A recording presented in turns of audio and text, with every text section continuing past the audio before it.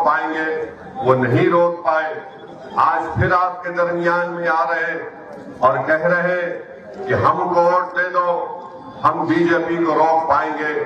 मैं आपसे जिम्मेदारी के साथ कह रहा हूं कि अखिलेश यादव की बस की बात नहीं है बीजेपी को रोकना। अगर कोई बीजेपी को रोक सकता है तो ये जो पीडीएम बना है जिसमें पिछड़ा, दलित और मुसलमान है, ये बीजेपी को और संघ परिवार को रोक सकते हैं उत्तर प्रदेश में और पूरे देश में। तो मैं आपसे अपील कर रहा हूं कि आप अपने वोट का नुकसान मत करिए।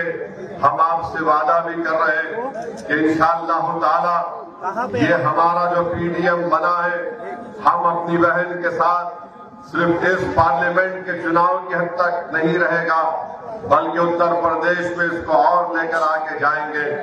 तो आप में बताना हम जरूरी समझते हैं कि समाजवादी तो नाम लेती है सामाजिक न्याय का, मगर जब सामाजिक न्याय की बात अखिलेश यादव करते हैं तो कभी उनकी जबान से लफ्ज मुसलमान नहीं निकलता। मैं शुक्रगुजार हूं हमारी बहन पल्लवी पटेल का कि उन्होंने कहा कि मैं लफ्ज मुसलमान इस्तेमाल करूंगी और उन्होंने कहा कि पीडीएम में एम का मतलब मुसलमान होगा। और आज आप देखते हैं कि जिस बेबाकी के साथ वो इस काज को लेकर आगे बढ़ रही हैं, हम भी उनके साथ खड़े हैं। और हमारी भी कोशिश ये है कि उत्तर प्रदेश में सही मानों में पिछड़ों को उनका हिस्सा मिले, दलितों को उनका हिस्सा मिले, मुसलमानों को उनका जायज मुकाम मिले। आज उत्तर प्रदेश हो या हमारा वतन अजीज भारत हो, लफ्ज मुसलमान जब आ जाता है सब लोग पीछे हट जाते हैं। आज आप देखते हैं कि कोई लफ्ज मुसलमान का नाम लेने के लिए तैयार नहीं है। बताइए, अगर भारत की जमहूरियत को मजबूत करना है तो यहाँ पर पिछड़े समाज को, हर एक को उनका हक मिलना चाहिए। मगर हम देख रहे हैं कि लोग धोखा खा जाते हैं समाजवादी पार्टी के दिल फरेब बातों को सुनकर। मगर चुनाव हो जाता है, उसके बाद अखिलेश यादव को किसी की फिक्र नहीं होती है।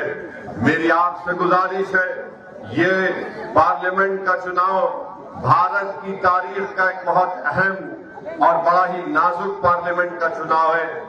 आप अपने के वोट का सही इस्तेमाल करिए। और आपके सामने हमारे भाई नरेंद्र सरोज है, ये कैंडिडेट है, इनका इंतखाबी निशान सिंबल एनवलप है। आप उनका वोट, अपना वोट इस्तेमाल करिए, उनको कामयाब करिए। दूसरी जानिब बीजेपी है। 10 साल से नरेंद्र मोदी ने भारत में भारत के युवाओं को, नौजवानों को बेरोजगारी उनका मुकद्दर बनाकर रख दिया।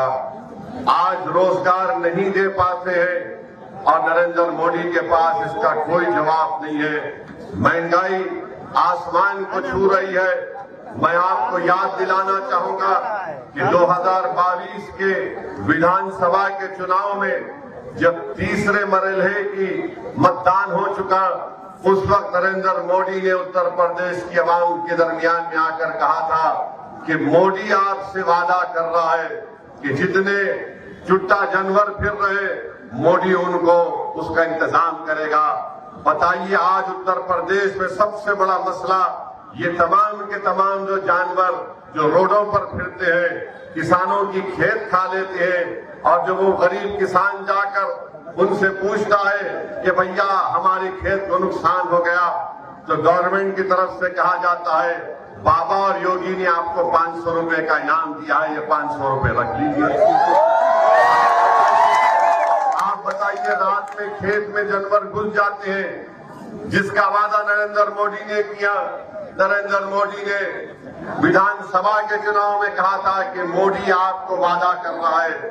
आज भारत के प्रधानमंत्री तो आराम से दिल्ली में अपने महल में आराम कर रहे हैं, मगर उत्तर प्रदेश का गरीब और किसान परेशान है इन चुट्टा जानवरों से।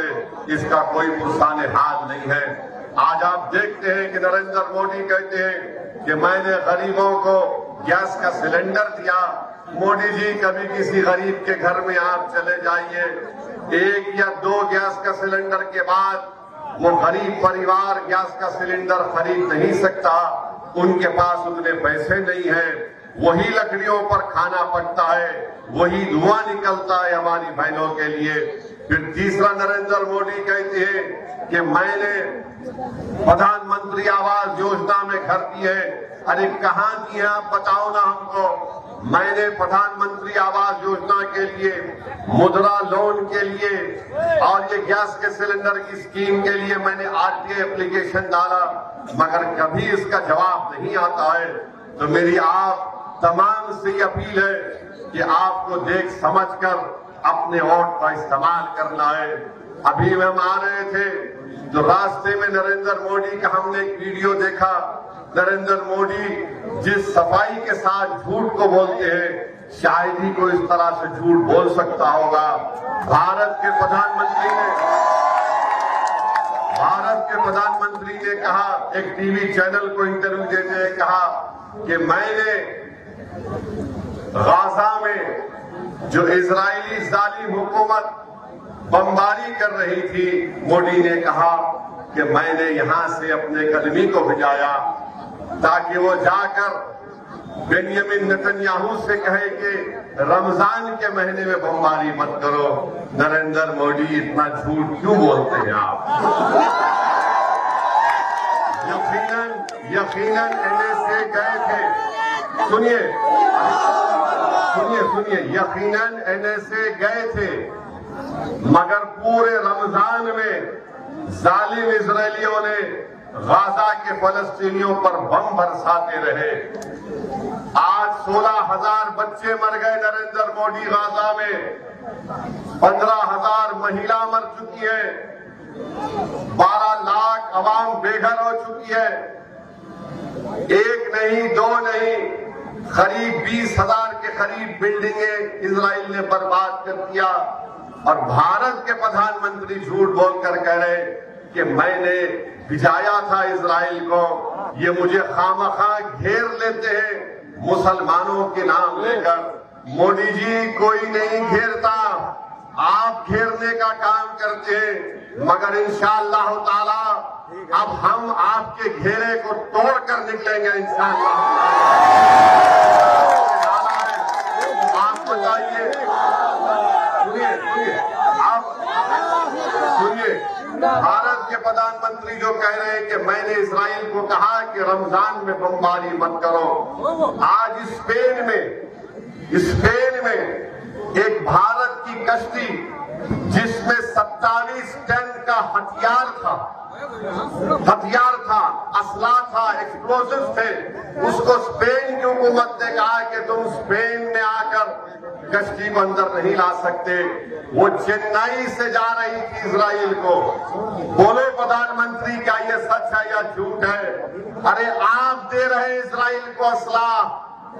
हैदराबाद में एक एलविट कंपनी है, वहां से ड्रोन बनकर जा रहे हैं और भारत के प्रधानमंत्री कह रहे हैं कि मैंने इजराइल को कहा था कि रमजान में बमबारी मत करो। अरे मोदी जी, अगर आप इतने ताकतवर है तो इजराइल ने तुम्हारी बात क्यों नहीं सुनी? जब आपके भक्त कहते हैं कि मोदी जी ने यूक्रेन में जंग रुका दी, तो ये तो छोटी बात थी। नेतन्याहू तो आपका बड़ा करीबी दोस्त है, आप तो उसको गले लपेटते हैं जब कभी भी आप मिले उससे। बताओ कितना झूठ आप बोलेंगे मेरे अजीज दोस्तों और बुजुर्गों। फिर भारत के प्रधानमंत्री टीवी के इंटरव्यू में कहती है कि यकसा civil code, uniform civil code, मिसाल देते हैं छोटे बच्चों को बिठाकर। मोदी जी, आप छोटे बच्चों को बिठाकर कुछ भी बोल सकते हैं, मगर असदुद्दीन ओवैसी जानता है कि आप क्या करना चाहते हैं। यूनिफॉर्म सिविल कोड की बात नरेंद्र मोदी करेंगे और उत्तर प्रदेश में धर्म परिवर्तन का कानून लेकर आते हैं, लव जिहाद का कानून बनाते हैं। बताओ वो यूनिफॉर्म सिविल कोड और ये कानून कैसे एक जगह जमा हो सकते हैं? बताओ, उत्तराखंड में जो बीजेपी ने यकसा सिविल कोड यूसीसी बनाया, वो ये कहता है कि मुसलमान अपनी शादी निकाह से नहीं करेगा, गवाह नहीं होंगे, और दुल्हन को महर नहीं मिलेगा, उसकी शादी होगी तो स्पेशल मैरिज एक्ट के तहत होगी। बताओ नरेंद्र मोदी, आप यूसीसी की मिसालें देते हैं, 1400 करोड़ टैक्स रिबेट आपने उन तमाम समाज को दिया जो मुसलमान और ईसाई नहीं है, आप क्यों नहीं हमको देते? भारत के प्रधानमंत्री एक और झूठ बोलते हैं, पूरे देश में जाकर झूठ बोल रहे हैं कि मुसलमानों को आरक्षण दिया जाएगा, दलितों का और पिछड़ा समाज से लेकर। नहीं नरेंद्र मोदी, आपने गलती की। हमको दलितों का हिस्सा नहीं चाहिए, हमको पिछड़ा समाज का हिस्सा नहीं चाहिए। हम यही कह रहे हैं कि इंसाफ करो। भारत के संविधान में दफा 15 और 16 के तहत आप हमसे इंसाफ करो।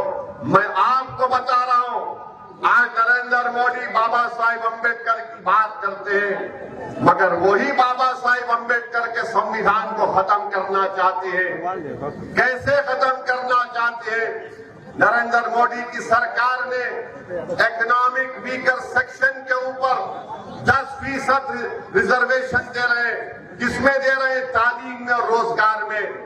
अब ये 10% में न दलित जा सकता है, इस 10% में न अदर बैकवर्ड क्लास के पिछड़ा लोग जा सकते हैं, और ये 10% सिर्फ अपर कास्ट लोगों के लिए मोदी ने किया। बताओ नरेंद्र मोदी, जो आबादी का 80% हिस्सा है, आप उनसे कह रहे हैं कि तुम 27% या 50% में अपना खेल खेलो, और जो इस देश के 10% हिस्सा है, 20% हिस्सा है, नरेंद्र मोदी उनको 10% हिस्सा दे रहे हैं। बोलो मोदी, किसका रिजर्वेशन आप छीन रहे हैं? आप दलितों का हिस्सा मार रहे हैं, बैकवर्ड क्लास का हिस्सा मोदी मार कर देना चाहते हैं। और याद रखिए, ये 400 पार की बात जो बीजेपी कर रही है, वो संविधान को बदल देंगे। अगर आपको मेरी बात का यकीन नहीं है तो जाकर मेरे भाषण के बाद इंटरनेट पर देख लो, आसाम का मुख्यमंत्री क्या कह रहा है। आसाम का मुख्यमंत्री कह रहा है कि 400 दे दो, हम काशी मथुरा भी छीन लेंगे, हम पाकिस्तान से पीओके ले लेंगे। मोदी जी, 10 साल से आप क्या कर रहे थे? 10 साल से आप पीओके ले रहे थे, मगर आपने पीओके नहीं लिया, तो मालूम हुआ 10 साल से नरेंद्र मोदी सिर्फ चाय पी रहे थे और सो रहे थे। अब चुनाव आ गया तो मोदी कह रहे हैं कि पीओके ले लेंगे। मोदी जी, पीओके ले लीजिए ना।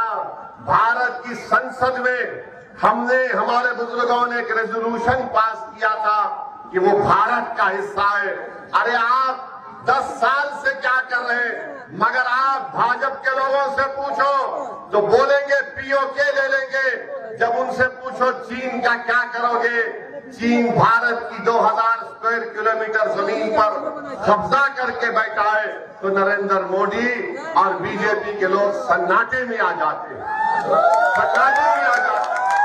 भारत के प्रधानमंत्री मोदी कहते हैं कि मैंने जिंदगी में कभी हिंदू मुस्लिम नहीं किया। आपको यकीन है? मोदी जी कह रहे हैं कि मैंने कभी नहीं किया। मोदी जी, ये कब्रिस्तान शमशान का मैंने कहा था, 80-20 मैंने कहा था, कपड़े देखकर पहचानो किसने कहा था? मेरे भाई, आज भारत के प्रधानमंत्री कहते हैं कि अब मुस्लिम महिलाएं ज्यादा बच्चे पैदा करती है, झूठ है, घुसपैठी कहते हैं। और फिर देश के प्रधानमंत्री हैं, 133 करोड़ जनता के प्रधानमंत्री हैं, मगर मोदी कहती है कि 15% लोगों को ज्यादा दे दिया जाएगा। अरे मोदी जी, आपको इतनी नफरत क्यों है? इतनी नफरत क्यों है आपको? ये देश, भारत जो हमारा देश है, मेरे मरने के बाद भी, आप तमाम के दुनिया के चले जाने के बाद भी, मोदी जी के जाने के बाद भी देश भारत रहेगा। मोदी जी, भारत को कमजोर करने का काम मत करो, झूठ बोलना कम करो, सच्चाई को बयान करो। अगर सच्चाई को नहीं बोल सकते मोदी जी, तो कम से कम झूठ को तो आम मत करो, नफरत को आम मत करो। आज कब तक पिछड़ा, दलित और मुसलमान को आम इस तरह से नफरत फैलाते रहेंगे उनके बारे में? जब कभी भी आप देख रहे हैं भारत के प्रधानमंत्री का भाषण होता है, अमित शाह कहते हैं कि ईद मनाएंगे मगर दूसरी जगह नहीं जाएंगे। अरे आखिर क्यों? आप 10 साल में आपने कितने नौकरी दिए बताओ? बताओ तुमने कितने गरीबों के घर में चूल्हा जलाया? बताओ तुमने महंगाई कितनी कम की? 400 पार बोलते हैं, आज पेट्रोल 100 पार हो चुका है। मोदी को अमित शाह की कोई फिक्र नहीं है। ये एक एक बात आप सुन लो उनकी, कि इनके पास दिखाने को कुछ है ही नहीं, कुछ नहीं है दिखाने को, मगर सिर्फ नफरत फैलाना इनका काम है। मगर याद रखिए, अगर पिछड़ा, दलित और मुसलमान को इंसाफ अगर मिलेगा तो पीडीएम के जरिए से मिलेगा। हमारी बहन पल्लवी पटेल साहिबा ने एक बहुत बड़ा बोझ उठाया है। हम आपसे अपील करने आए हैं कि आप उनका साथ दीजिए। ये हमारे दुश्मन, जो सियासी दुश्मन है, वो बोलेंगे ओवैसी वोट काटने आया है, ओवैसी बी टीम है। मेरे भाई, ये जो इंडिया अलायंस है, महाराष्ट्र में 48 लोकसभा की सीटें, एक भी मुसलमान को टिकट नहीं देते और आकर हमको गाली देते हैं। हैदराबाद में हमारे खिलाफ कांग्रेस ने उम्मीदवार खड़ा कर दिया, बीजेपी ने खड़ा कर दिया और सब ये समझ रहे थे कि अब के बार हैदराबाद की सड़कों पर असदुद्दीन ओवैसी को हम रोक लेंगे। मगर आप देखना इंशाअल्लाह ताला 2019 में जितनी हमको हैदराबाद और अल्लाह ने मेजॉरिटी दी, उससे ज्यादा मेजॉरिटी से इंशाअल्लाह ताला। और हमारे, सुनिए, हमारे लिए मोदी जी आ गए, अमित शाह आ गए। अमित शाह 2 मरतबा आ गए। अमित शाह साहब इतना पुकार पुकार कर कह रहे थे, हमको लग रहा था कि कहीं कुछ हो ना जाए उनको, कहीं कुछ हो ना जाए उनको। मगर बहरहाल मेरे भाई, आज आपसे एक ही गुजारिश है कि एक नई शुरुआत करिए, एक नया इनकलाब लिखिए। याद रखिए, अगर भारत की पार्लियामेंट में पिछड़ा, दलित और मुसलमान की नुमाइंदगी नहीं होगी तो फिर कौन आपकी आवाज बनेगा? कल अगर यूनिफॉर्म सिविल कोड का बिल आएगा, कल अगर यकसा सिविल कोड का बिल आएगा, तो क्या आप समझते हैं कि अखिलेश की पार्टी वाले कुछ बोलेंगे? अगर कल कोई ऐसा कानून लाया जाएगा जो प्लेसेस ऑफ वर्शिप एक्ट को खत्म करेगा, तो क्या भैया उठ के कुछ बोलेंगे? भैया तो सिर्फ यही बोलते हैं कि दरी बिछाओ और अपनी जवानी मुझ पर कुर्बान कर दो।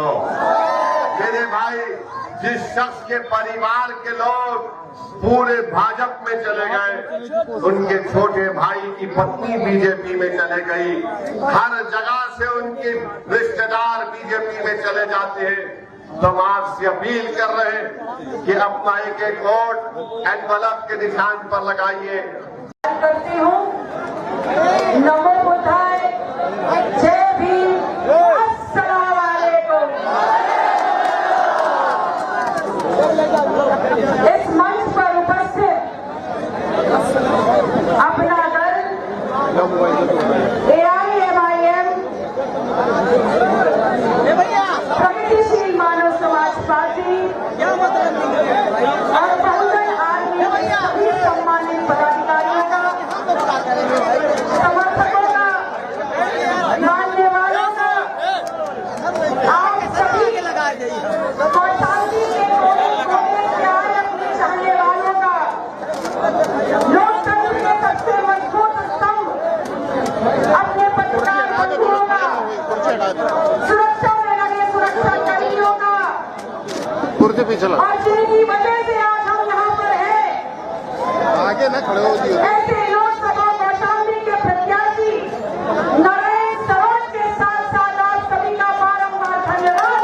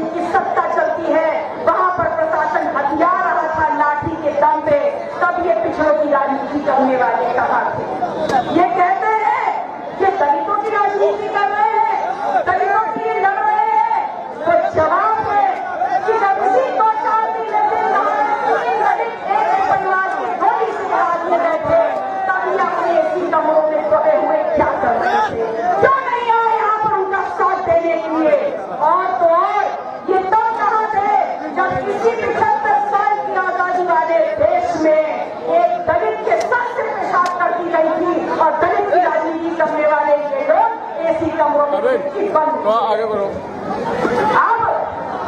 अब कहते हैं कि हम मुसलमान की राजनीति आगे ना कर पाएंगे, मुसलमान के हक और अधिकारों के लिए लड़ रहे हैं। अरे जनाब, आपने खोली और सच्चाई देखिए, आप मुसलमान के लिए नहीं बल्कि 100% 100% रूप से ये मुसलमान वो कौम है देश में जो भारतीय जनता पार्टी के खिलाफ 41,000 का साथ दे रही है और पूरी मुस्तैदी अपनी जिंदगी का खड़ी हुई है। लेकिन जब उनके हक और अधिकार की बात आती है, जब उनके लिए लड़ने की बात आती है, तो आप मुसलमान का मां भी नहीं बोलते, आपकी जबान लटक जाती है और पैंट ठीक हो जाती है।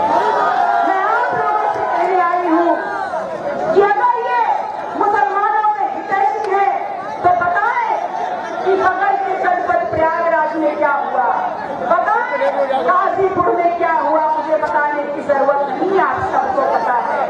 और बहुत दूर मत जाइए, इसी कौशाम्बी की बात कर लेते हैं। आप सब सिर पर चिप होंगे उस शख्स से जिसने इन्हीं के नाम पर अपनी 40 साल की जिंदगी दल के नाम पर लगा दी और पिछले चुनाव में उस 80 साल के बुजुर्ग को अपनी जिंदगी दल के नाम देने के बावजूद निर्दल होकर के अपने बेटे को चुनाव लड़वाना पड़ा है और ये कहते हैं मुसलमानों का साथ देते हैं। ये मुसलमानों का साथ देते हैं तो कैसे भूल गए कौशाम्बी के उस बेटे को जिसने मुसलमान होते हुए अपनी अरबों खरबों की अपने नाम पर लिखी हुई जमीन इनको अपना अड्डा चलाने के लिए दे दी कि उसको भी भूल गए। अरे एहसान फरामोश है, ये क्या आपके लिए लड़ेंगे?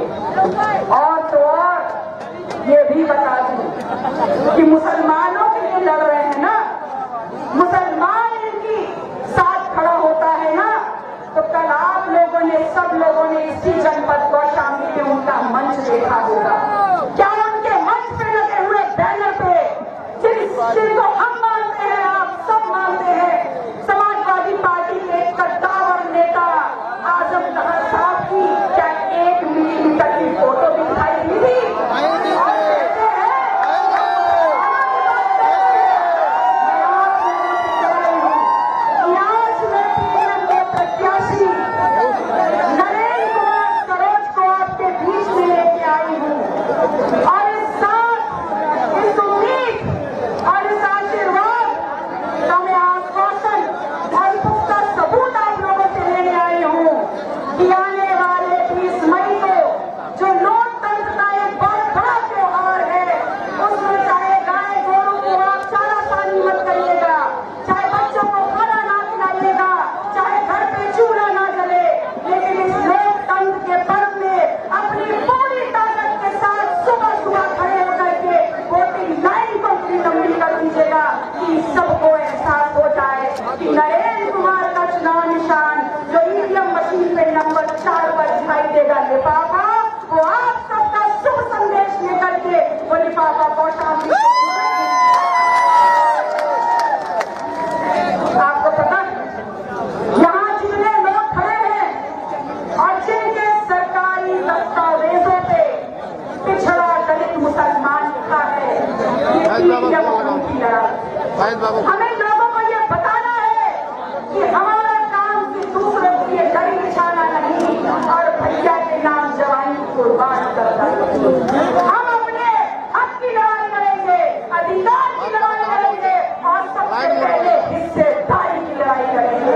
अगर इस देश का मजबूत समाज है, हम इस देश की रीढ़ की हड्डी है, हम इस देश के ढांचे का एक नींव का पत्थर और खंभा है हम, तो इस देश के शिक्षा में, सदन में, रोजगार में, कमाई में, पढ़ाई में, खेत खलिहान में, यहाँ तक कि इस देश के खजाने में हमको अपनी हिस्सेदारी चाहिए और इस देश में अपना सम्मान।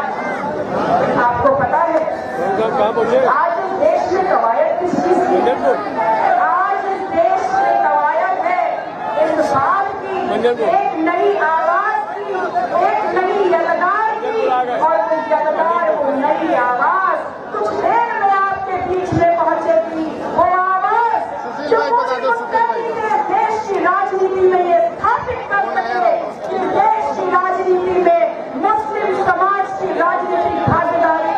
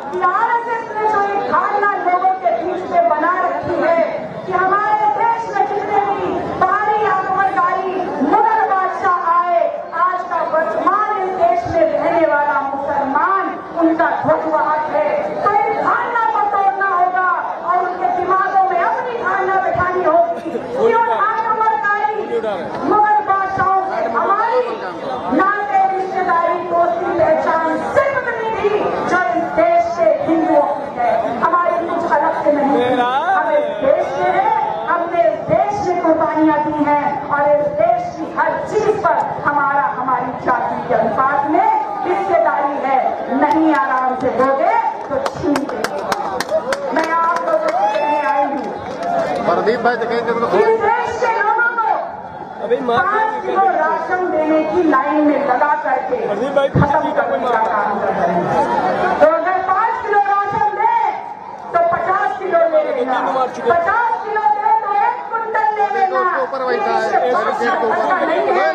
राशन हमारे खेत खलिहानों का है, जो फसल को छुट्टा साग छोड़ करके खत्म कर देना। तो आप लोगों से पूछते हैं कि भारतीय जनता पार्टी को हराने के नाम पर जिनको आप वोट दे रहे हैं, क्या वो आपकी गरीबी में आपके साथ हैं? क्या वो आपकी दुश्वारियों में आपके साथ हैं? क्या आपके ऊपर उठने वाली आग और आपके ऊपर उठने वाले हथियार में वो आपके साथ हैं? बिल्कुल नहीं है, बल्कि जैसे ही एक CBI की नोटिस मिलती है, वो अपने अपनों के साथ नहीं होते, वो आपके साथ क्या करेंगे? मैं आप लोगों से कहने आई हूँ कि ये युद्ध बहुत बड़ा है और इस युद्ध में हर किसी को अपनी हिस्सेदारी देनी हो।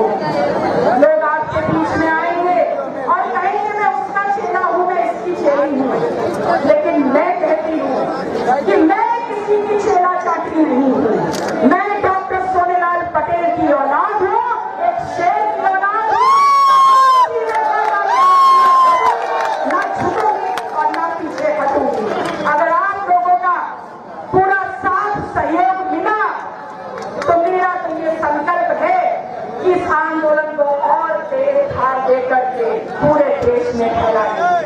और मुझे पूरा यकीन है कि आने वाली 20 तारीख को आप हम सब लोगों को वो खुशी देंगे, समाज को वो इज्जत वो सम्मान से नवाजेंगे कि जैसे एक बार सिराथू का इतिहास बदला था, कौशाम्बी का इतिहास भी बदलेगा।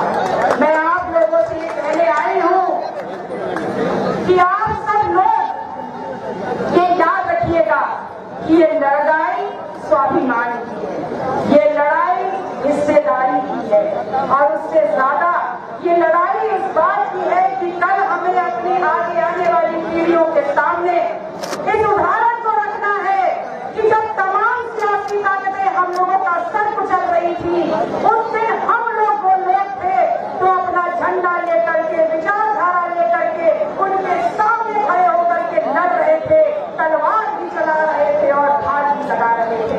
ये उदाहरण हम लोगों को पेश करना होगा और ये बताना होगा कि हम लोग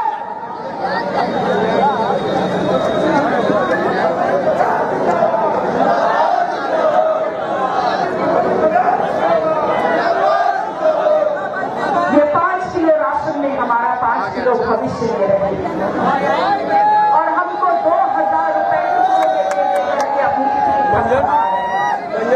मैं आप लोगों से कह रही हूँ कि अगर 2000 दे तो 2000 रख लो, अगर 30,000 दे तो 30,000 रख लो, क्योंकि ये इनकी टकसाल में छपा हुआ पैसा नहीं है, ये आप जो हमारी जेब से नोटबंदी के बाद निकाला हुआ पैसा है और हम सबको पाई पाई के मोहताज कर दिया है। 2014 में हमको बेवकूफ बना के निकाला था हमारा वोट। 2017 नोटबंदी की और 19 में पहला फैसला के निकाला हमारी जेब का एक नोट। और अगर 2024 में धोखेबाज मक्कार मीर जाफर के चक्कर में पड़े तो इस बार जाएगी शरीर की लमोट और नंगे हो जाएंगे और बता नहीं पाएंगे कि आपने क्या किया। ये चट्टे बट्टे बोल रहे हैं कि हम संविधान बचाने की लड़ाई लड़ रहे हैं। कैसे लड़ रहे हैं संविधान बचाने की लड़ाई, जब संविधान में लिखी हुई एक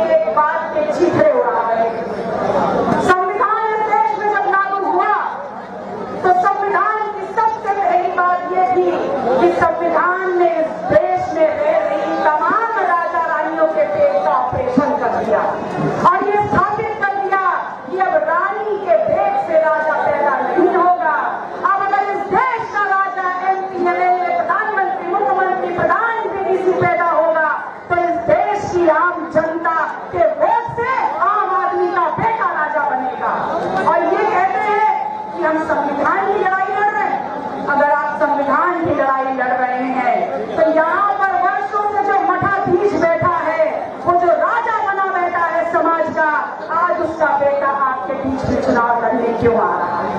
मैं आपको कहने आई हूं कि ये संविधान को बचाएंगे ऐसी बात कह रहे हैं, लेकिन ना इनकी सोच में संविधान है, ना इनकी नियत में संविधान है। अगर इनकी सोच